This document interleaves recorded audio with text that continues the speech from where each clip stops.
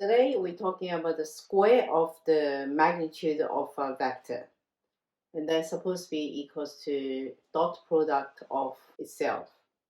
We're going to use this formula to do one of the questions in the extension 1 sample paper 2020. So first question is proving vector a minus b dot product b minus p equal to 0. To explain why this is 0. So we know the question says PA is perpendicular to PB. That's given in the questions. So which means dot product of PA to PB equal to 0. And then we know PA is equals to PO plus OA, which equals to negative P plus A, which same as A minus P. And the PB is equal to PO plus OB, which equal to negative P plus B, which same as B minus P. So therefore, we have A minus P dot product B minus P equal to 0. So these are the first questions. And then we're going to do the second question. Second question say proving P minus M magnitude square is independent of P. So I'm going to using the formula that magnitude square is supposed to be equals to P minus M dot product P minus M. So I'm going to starting from here and prove independent of P. But at the moment you can see it's still it depends on P. So I'm going to use the first sentence we proved here to get some results ready, and I can use it later on. So I'm continue from here, do some more expanding of the dot product. So I will get A dot B minus A dot P minus B dot P plus P dot P. It's supposed to be equal to 0. And from there, I can see P dot P minus A plus B dot P is equals to negative A dot B. So these are very important results I'm going to using later on in my second question proving. So I'll leave it here.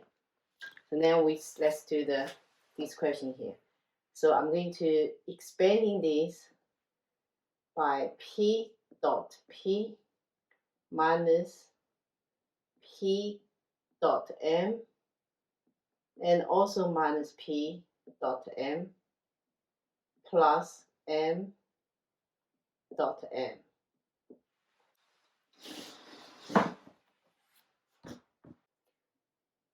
So equals to P dot P minus 2 of M dot P plus M dot M.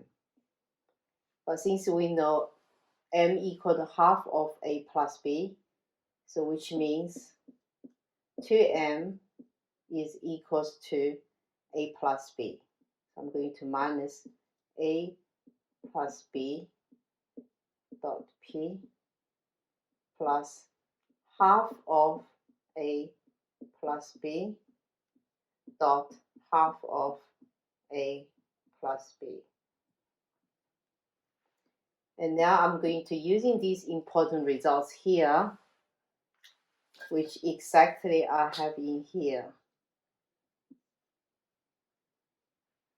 to replace that by negative a dot b. So continue, that equals to negative a dot b, then plus a quarter of a plus b dot a plus b, which equals to negative a dot b plus a quarter of a dot a plus 2 of a dot b plus b dot b, which equals to a quarter of negative 4 of a dot b plus a dot a plus 2 of a dot b plus b dot b, which equals to a quarter of a dot a minus 2 of a dot b plus b dot b.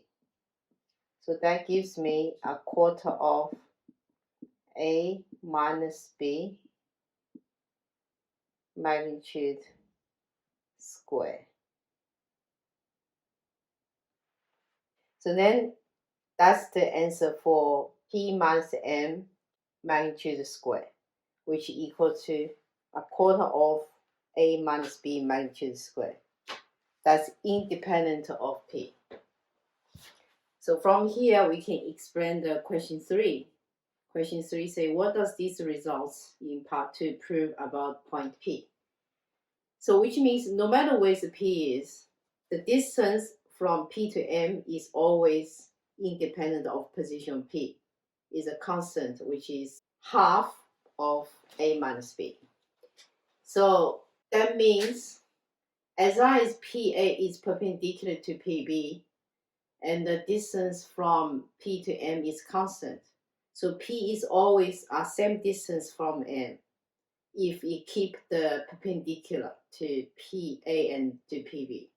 It means P is lies on the circle using M is a center and AB is a diameter. And the radius will be equals to just the square root of a quarter of that distance, which equals a half of.